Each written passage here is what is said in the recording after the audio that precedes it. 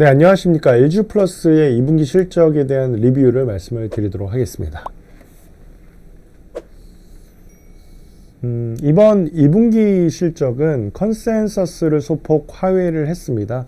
영업이익 기준으로 2,484억 원을 기록을 했는데요. 전년 동기 대비해서 7.9% 감소를 했고, 또 컨센서스가 2,565억 원이었었는데 다소 밑돌았죠. 하지만 내용을 보면은 괜찮았다라고 평가를 할 수가 있겠는데요. 먼저 매출서부터 한번 볼까요? 매출을 보면 사업 부분별로 나눠봤을 때 첫 번째 무선, 두 번째 스마트홈, 세 번째 기업 인프라로 나눠볼 수 있는데 각 사업의 성장률은 무선이 2.2%, 그 다음에 스마트홈 분야가 7.6%, 기업 인프라가 4.4%의 성장률을 기록을 했습니다. 또 5G 고객 비중은 34.3%를 기록을 했고요. 다만 이제 다른 회사랑 다르게 LG플러스의 무선 ARPU가 이렇게 빠져가지고 이제 이런 부분에 대한 우려가 있는 상황인데, 근데 이 부분에 대해서는 이제 이 회사만의 좀 특징이 있습니다. 이 회사는 다른 회사보다는 최근에 IoT 분야에서 가입 비중이 굉장히 빠른 속도로 늘어나고 있는 상황이고요.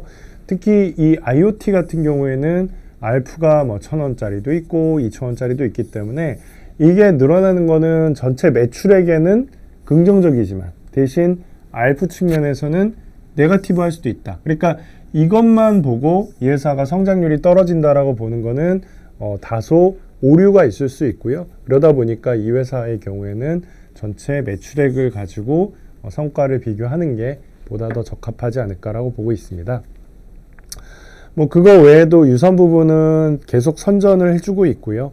작년 2분기에 45.6%였던 유선의 매출 비중은 이번 2분기에는 45.9%까지 성장을 했고요. 부분별로 성장률을 보면은 IPTV 같은 경우에는 7.8% 성장을 했고, 초고속 인터넷은 7.3%, 그 다음에 IDC는 3.7%, 그리고 기업에서는 6.5% 성장을 하면서 전반적으로 굉장히 탄탄한 성장세를 보여주고 있다라고 보시면 되겠습니다. 비용 관점에서는 이제 전년 동기 대비해서 1.9%가 증가를 해가지고 그래서 이익이 소폭 빠진 상황이 나타났다라고 보시면 될 것 같은데요.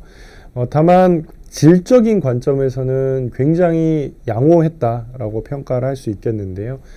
그 이유는 마케팅 비용 줄었습니다. 그리고 감가상각비라든지 그런 부분도 상당히 잘 통제가 됐는데, 문제는 이 회사가 2분기에 명예퇴직을 했는데 관련해서 보상 비용이 발생을 한 거죠. 근데 아시겠지만 이 명예퇴직을 하게 되면 이거는 정말 일회성이고, 그리고 명예퇴직을 하고 나면 인건비가 앞으로 줄어들게 되잖아요. 그래서 그런 부분들이 발생을 한 거를 부정적으로 볼 필요는 없는 거죠. 그래서 이 부분을 감안을 해서 보면 이 회사의 2분기 수정 영업이익은 2,934억 원으로 추정이 됩니다. 그러니까 이 정도면은 사실상 이 회사가 기록했던 분기 영업이익 중에 최고 수치를 달성을 한 거기 때문에 그래서 그 내용 자체는 굉장히 좋지 않았나라고 생각을 하고 있습니다.